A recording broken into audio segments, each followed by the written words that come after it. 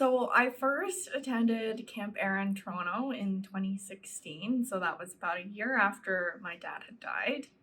And I was in a cabin of young women all around my age. So I think must have been 13 to 15-year-olds. So just like finishing up middle school and people who were just starting out in high school. And I met so many other people like me who had lost a dad, but also who had lost like their mom and a sibling or other people in their family or other people like in their life. And I just remember all of us feeling like we were finally at home. And even though like Camp Erin was only for 3 days, I just remember like leaving camp feeling just so much more happy to go on with my life and so much like more relieved that I had found this community and I was going to get more support and that I wasn't just going like I wasn't just the only person going through this. And I think also being at camp really just gave me that first place where people really understood what I was feeling. Like even if I wasn't saying it, everyone around me could just were so empathetic and were so compassionate, and were just some of the first people that just listened to me and let me talk about everything that was going on. And just having a place for the first time to really put that down was such a huge relief, especially being so young. And you're also at that age where everything is so heightened and you feel like nothing's going to get better and you feel like there's nowhere for me to go and I'm the only one. And so being in that environment for the first time where I just had dozens of people around me who were I don't want to say the same, but we were all grieving. We all understood each other was such a huge support for me that made such a huge difference. And it really, like now, all these years later, I always say like it really did change my life.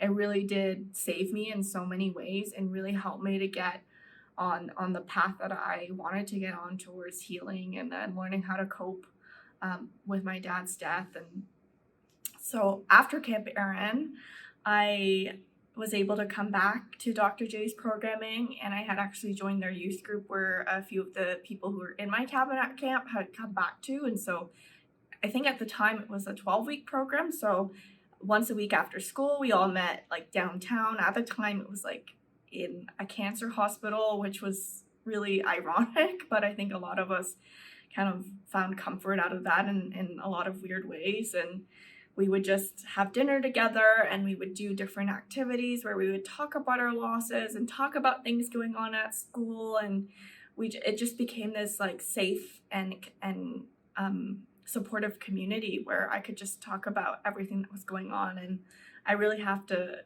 credit all of the amazing counselors and clinicians and professionals who really advocated for that and made that place what it was, and made sure that all of us were being supported in the best ways that we could. And I think I also want to say that it was so accessible in the sense that I was from a family that couldn't afford additional services that had a cost with them. And so being able to access camp and access like Dr. J's programming really was such a huge lifesaver for me and my family. And like just being able to, continue to build those bonds and build meaningful connections in that community was so huge.